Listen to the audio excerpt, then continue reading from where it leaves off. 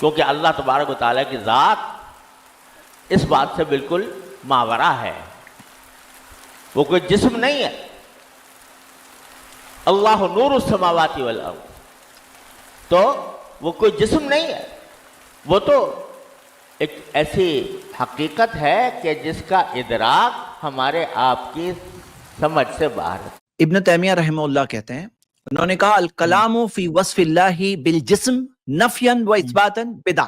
وہ کہتے ہیں کہ کلام اللہ تعالیٰ کی صفت کے تعلق سے، جسم کی صفت کے تعلق سے نفی کرنا یا اس بات کرنا، یعنی کہ نیگیٹ کرنا یا کنفرم کرنا، یہ دونوں کے دونوں بدعت ہے. لم یقل احد من سلف فی الامہ، اس امت کے سلف میں سے کسی نے یہ بات نہیں کہی، وائمتھا، اور اماموں نے کسی نے یہ بات نہیں کہی، ان اللہ لیس بجسم، کسی نے یہ نہیں کہا کہ اللہ کا جسم نہیں ہے، جیسے یہ مفتی صاحب کہہ رہے تھے.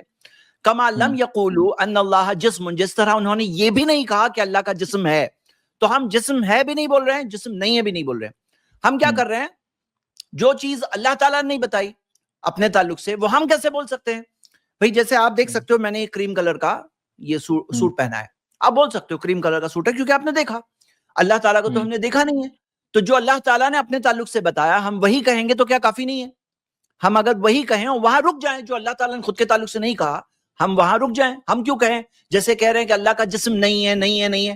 معلوم ہے یہ کیا مثال ہے؟ کتنی اچھی مثال امام حماد بن زید نے دیا. وہ کہتے ہیں جہمیوں کی مثال ان لوگوں کی جیسی ہے کہ کوئی کہے کہ بھئی ہماری زمین پر ایک کھجور کا درخت ہے، پھر ان سے کہا گیا کہ اس کے پتے ہیں کیا؟ تو انہوں نے کہا پتے نہیں ہیں. پھر ان سے کہا گیا کیا اس کی شاخیں ہیں، برانچز ہیں؟ کہا نہیں، شاخیں برانچز بھی نہیں ہیں. پھر کہا کیا کھجور ہے کھجور؟ تو کہا کھجور بھی نہیں ہے. پھر کہا کہ کیا تنا ہے تنا؟ تو بولے نہیں تنا بھی نہیں ہے. تو پھر ان کے پاس کیا ریالٹی نکلی؟ پیڑ ہی نہیں ہے. اب یہ لوگ کیا کر رہے ہیں؟ اللہ تعالیٰ کی تمام صفات کا انکار کریں گے. ہاں اللہ تعالیٰ یہ نہیں یہ نہیں یہ نہیں، جسم نہیں. پھر کیا بچ گیا؟ ایک طاقت ہے، ہاں ایک طاقت ہے، ایک انرجی ہے. پھر کیا ہو گیا؟ اب انکار کے بہت قریب پہنچ گئے، اللہ کے وجود کے انکار کے وہ بہت قریب پہنچ گئے، کیونکہ اللہ کے انکار میں تمام صفاتوں کا انکار کر دیے. اب کیا ہوگا؟ انکار کے ٹوٹل وہ قریب پہنچ گئے. کس وجہ سے؟ شروعات کہاں سے ہوئی؟ شروعات یہاں سے ہوئی کہ جہاں پر اللہ تعالیٰ نے اس بات کیا وہاں اس بات کرو، جہاں انکار کیا انکار کرو. اور پرابلم یہ ہے لیس کمثلہ شیء، ان کو اس بات پہ رک جانا چاہیے تھا کہ اللہ کے جیسا کوئی نہیں ہے. تو بات سمپل تھی. ہاں اللہ تعالیٰ کے لیے مثالیں یہ لوگ امیجن کرتے ہیں، اس وجہ سے وہ لوگ انکار پہ آ جاتے ہیں. تو کاش کہ یہ بات سمجھ جاتے ہیں. اللہ کتنی سمپل سی بات ہے. ایک بات تو بہت سارے علماء نے، زید بھائی آپ نے جو بات کہی نا، یہ بات کہی علماء نے کہی ہے کہ یہ لوگ اصل میں یہ انکار والی بات شروع کہاں سے ہوئی تھی؟ انکار والی بات اس سے شروع ہوئی تھی نا کہ انہوں نے کہا ابھی آنکھ مان لیں گے یا ہاتھ مان لیں گے تو تشبیہ لازم آئے گی.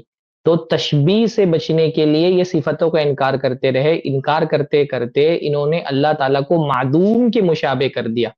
معدوم کے مشابہ یعنی انہوں نے کہا یہ نان ایگزسٹنس، جو ایگزسٹنگ نہیں کرتی چیز نا، اللہ اس کے مشابہ.